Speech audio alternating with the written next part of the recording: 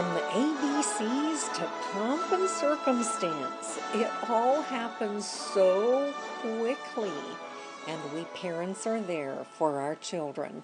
Hi, this is Sharon Lockett, your host on Home Sweet Homework.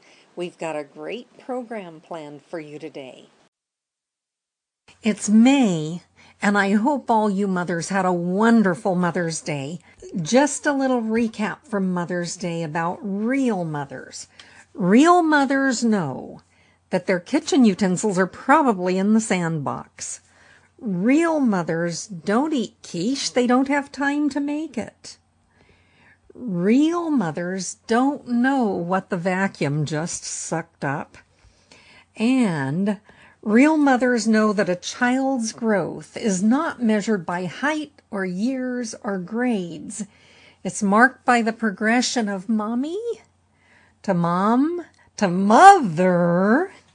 Well, I hope your Mother's Day was delightful, and Father's Day is coming. Some of you dads are mothers too, so happy Mother's Day to you.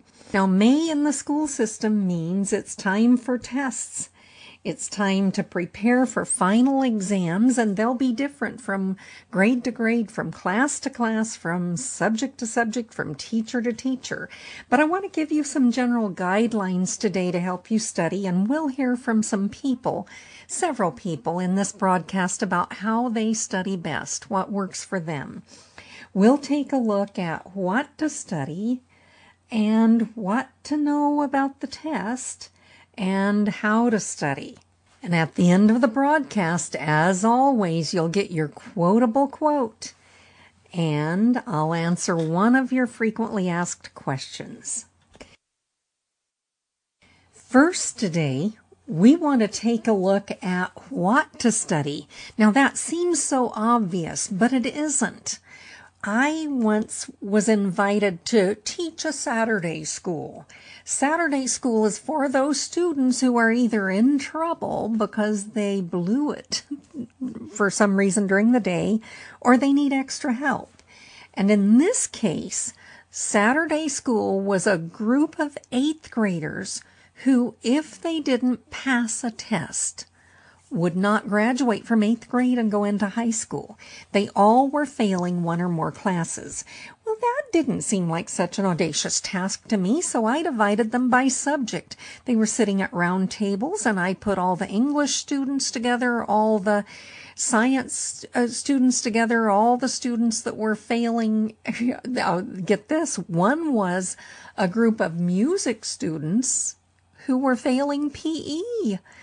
And so I divided them by subject, and my first task to them was to say, as a group, identify what you need to know in order to pass your test.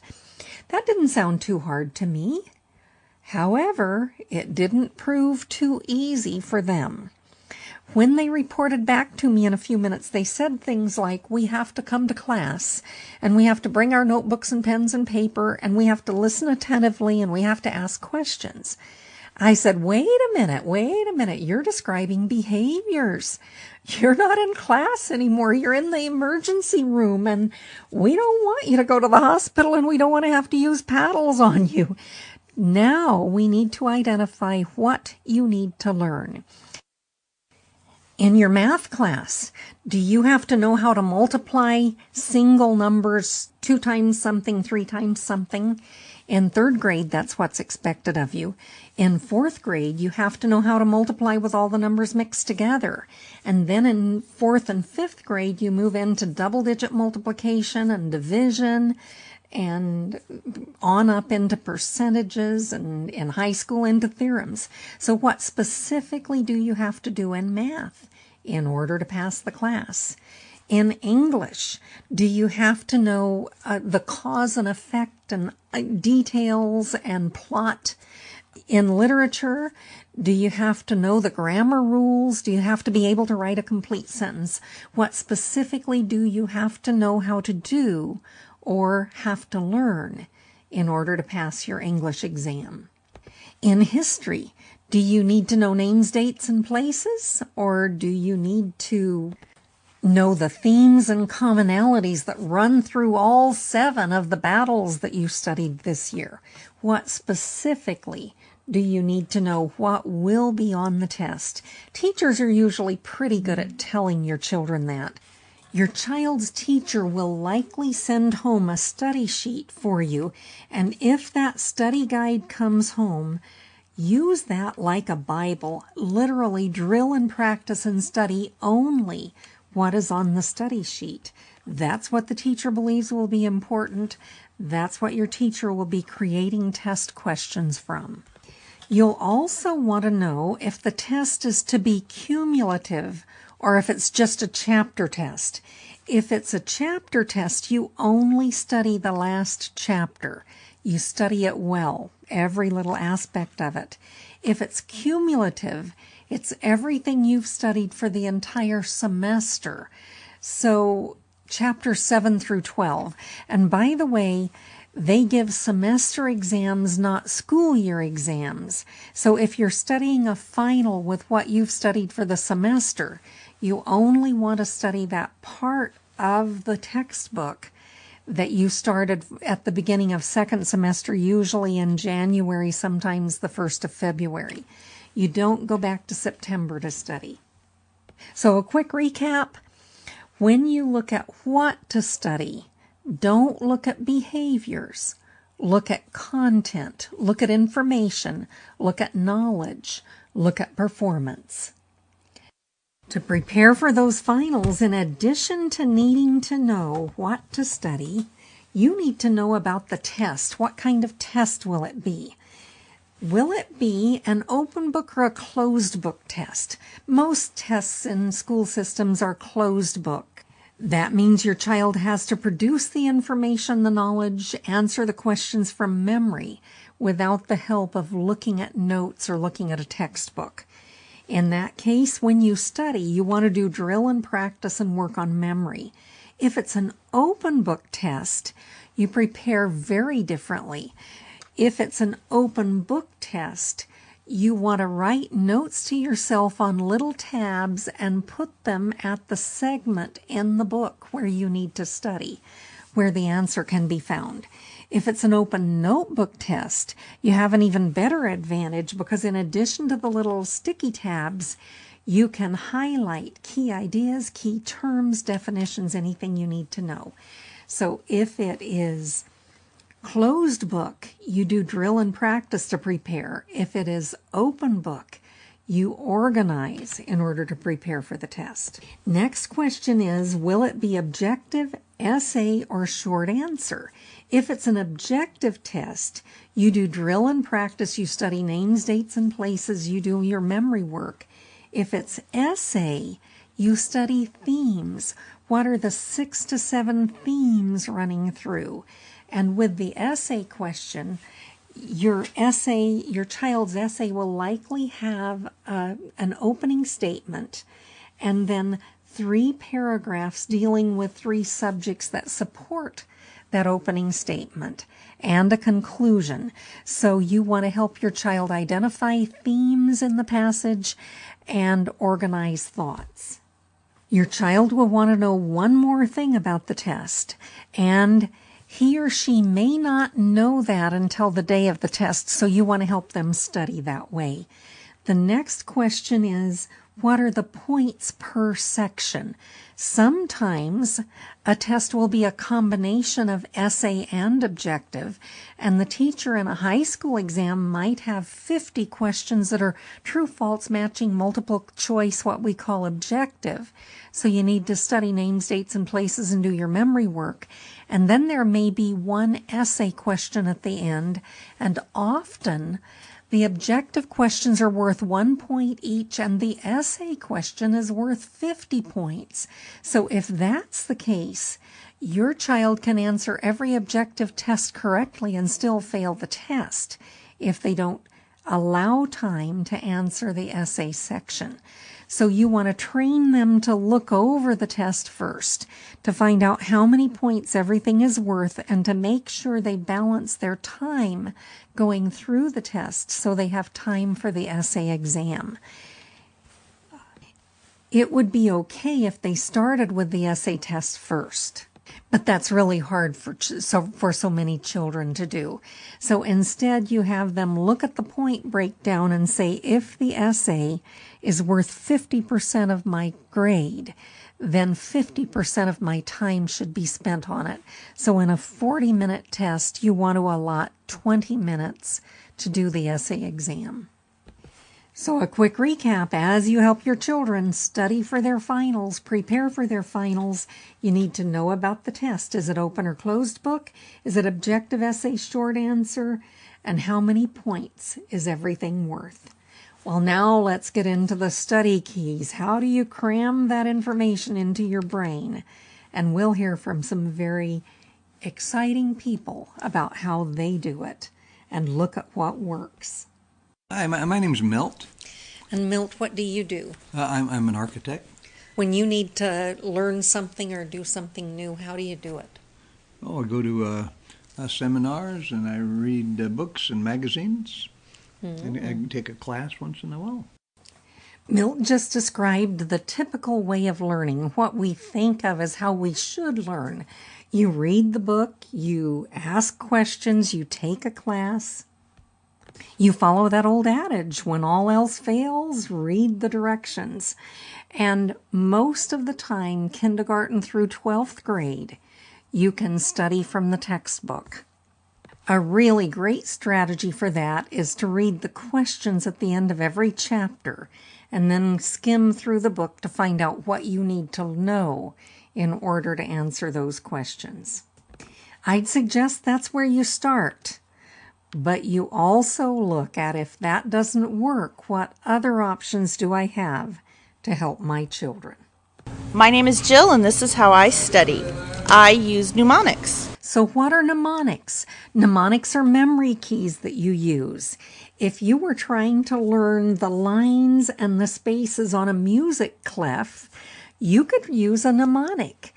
The spaces are F-A-C-E, so they spell out the word face. The lines are E-G-B-D-F, so you can make a sentence out of those letters, since that doesn't spell anything. Every good boy does fine. Your children will have some fun coming up with wacky sentences that trigger what they're trying to remember. Your children actually will enjoy coming up with creative mnemonic devices. And we just mentioned using the first letter of what you're trying to remember, but you can use pictures. Children can draw a picture that captures what they need to know, and that actually triggers the left brain memory bank, retrieves information from the left brain memory bank, and expresses it in a right brain way. Your children can sing a song, for example, to the tune of Twinkle, Twinkle, Little Star. If they were trying to remember the preamble to the Constitution, they could sing it to that tune, and they're more likely to remember it. We hold these truths to be self-evident, da-da-da-da. You get the idea. My name is Andrea, and this is how I study. I use flashcards. Flashcards are actually a tool. They're not a method for studying, but they work when you use them right. You use that formula, sets of 3, drill and practice for 5 to 15 minutes, let your brain rest for 2 to 24 hours. So you cram what you need to learn using sets of 3. For example, 6 times 8 is 48, 6 times 8 is 48, 6 times 8 is 48. You put that flashcard on the bottom and you go to the next one and repeat it 3 times. You keep going through a list of 15 to 20 things out loud, because more sense is more learning. And after you've crammed for 5 to 15 minutes, you let that taxon part of your brain rest for 2 to 24 hours. That doesn't mean you can't study during that time. It means that you study something different. So if you're drilling and practice on math facts, then for the 2-hour lag time, you might read a novel. My name is Jan, and this is how I study. I write things 3 or 4 times. Jan just described what we call a tactile learner, someone who needs to touch it, someone who needs to write it. someone who needs to process it through their fingertips in order to learn best. If you have children who are always doodling or drawing, they probably are tactile learners. That means that instead of studying aloud with them, you drill them but have them write or draw a picture of what they're working on rather than repeat it aloud back to you. Actually, it's an okay way to study, but especially due to the fact that most of our tests are tactile, they're in writing, it's a must for your struggling children. You study the way they will be tested. My name is Marvin, and the way I study is I read, and I study in groups, so I'm a social studier. Yeah! Yay! A social studier. I love that term, and your social children will need to be social studiers. It is great to let them study with their friends. If you just look at the personalities that we talked about a few weeks ago, there are 4 ways of looking at things. 4 people of 4 different personalities can read the same thing and come up with 4 different descriptions of what they read. One of them sees the goal, the bottom line, where are we going with this, why are we doing it? Another one reads and sees the names, the dates, the places, all the little detail. Another one reads and sees the theme. What is the moral? What are we all learning from this together? And a fourth looks and says, ooh, I could do that. Well, that's looking at the strength of the personalities. And so if you think about it, if 4 personalities study together, when they go in to take a test, they know the theme, the detail, the bottom line, and the practical application. They know it thoroughly. It is great to let your children study with friends. And if they don't have a friend present, you be that friend. You interact with them. You help them see things that they don't get in the first read-through. I am Taylor Otramba. And Taylor, you're in college. Yes, I am. What are you studying? I am studying to be a firefighter. I'm in the fire classes, fire tech classes, 101 through 106. When you get stuck trying to learn something, how do you study harder? How do you learn? A lot of times I go for my uncles, because my uncles are firefighters, so that helps out a lot. And sometimes I'll ask the fire captains that teach us.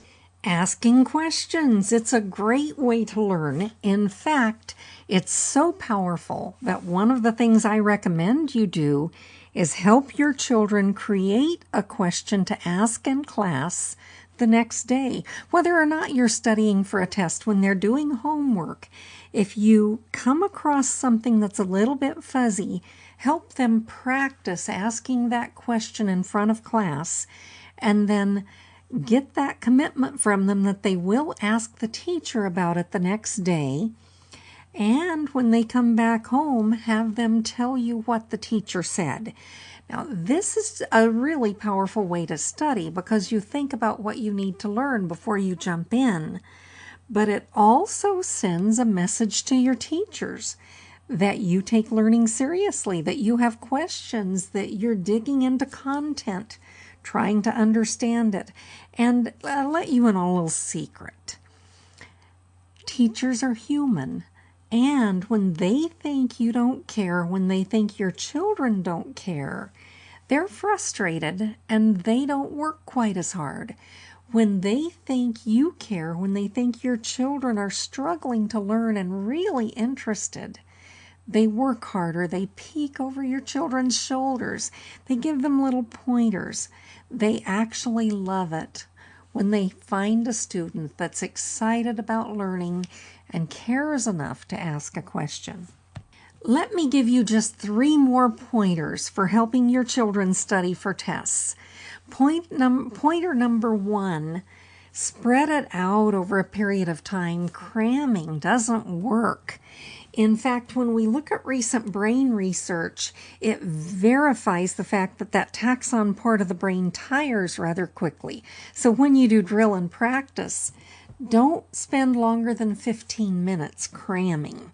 Now, another interesting fact from brain research is that we replay what we put in our mind before we went to sleep. You might want to think about that before you watch a horror show. That may be part of why you have those nightmares. Maybe part of why you can't sleep. And actually, I don't like to watch the news before I go to bed because I don't want to replay some of that horror all night long. But enough of that. Back to your children. The best way to cram, if you have to study at the last minute, is to cram for 15 minutes and to sleep for 2 hours, and then to cram for 15 minutes and then to sleep for 2 hours, and then to cram for 15 minutes and sleep for 2 hours. Now, it's much better if you'll cram for 15 minutes every night for a week before you take the test. But if you've got to pull an all-nighter, do it by cramming and sleeping rather than the crazy stay up all night and drink coffee that we did in college. It just isn't effective in studying and learning to learn. Well, how about the question of the day? Actually, you'll probably love this one because I bet it's something that's been on your mind for a while. The question is, you keep talking about drawing pictures and doing music and making mnemonic devices and doing things differently, but I could memorize the whole page by the time we play those crazy mind games. Does it really work, and does it go into long-term memory if I let my children study that way? Now, an interesting answer to you. Yes to the question of does it really work, and yes to the question of does it go into long-term memory that way. The interesting thing is it doesn't matter whether you learn by rote, by drill and practice, by piling in the facts in sets of 3, 5 to 15 minutes, or whether you learn by creating an absurd visual image that will help you remember. It takes about 1.5 minutes to learn a fact, and of course the repetition puts it in your long-term memory. And we learn, maybe 5 to 25 facts at a time when we sit down in a study session. So they both work. It just is a matter of preference. Work from your child's point of strength. The advantage to doing those mind game things and the singing and the drawing and the imagination stories that go with learning is that it helps your children who may have test anxiety. If a child has studied and they come in and they're nervous and they draw a blank on the test and they come home having failed a test when you know they knew the information, if they have a visual of it or a rhythm to it or a mnemonic device of some kind, that mnemonic device gets them beyond their test anxiety and helps them recall what they were trying to remember. So the answer is yes to both. They can do drill and practice, and if that works for them, great. If it doesn't, go from there to creating mnemonic devices. Actually, in teaching in the classroom, I usually start them off with, let's say, 20 items they need to learn on Monday. And when they come to class on Thursday, I have them identify for me what they call the stinky ones, the ones that are giving them trouble, the ones they can't quite seem to remember. And we divide into groups and have our groups create mnemonic devices to help the whole class remember one of the stinky terms. So you use both in learning. And yes, it goes into long-term memory, but not because of the mnemonic device and not because of the drill and practice. But it goes into long-term memory when you do it systematically over a period of a few days. We recommend that you cram for 5 to 15 minutes, that you cram for another 5 to 15 minutes 2 hours later, that you cram for another 5 to 15 minutes every 24 hours thereafter for a week. And at the end of the week, you cram for 15 minutes a week later and then a month later. By that time, you may have it drilled in so soundly that you'll wish you could forget it. That leads us into our quotable quote of the week from author and physician Martin Fisher. He says, "All the world is a laboratory. to the inquiring mind. May you and your children have inquiring minds that enjoy the process together. Thank you for joining us.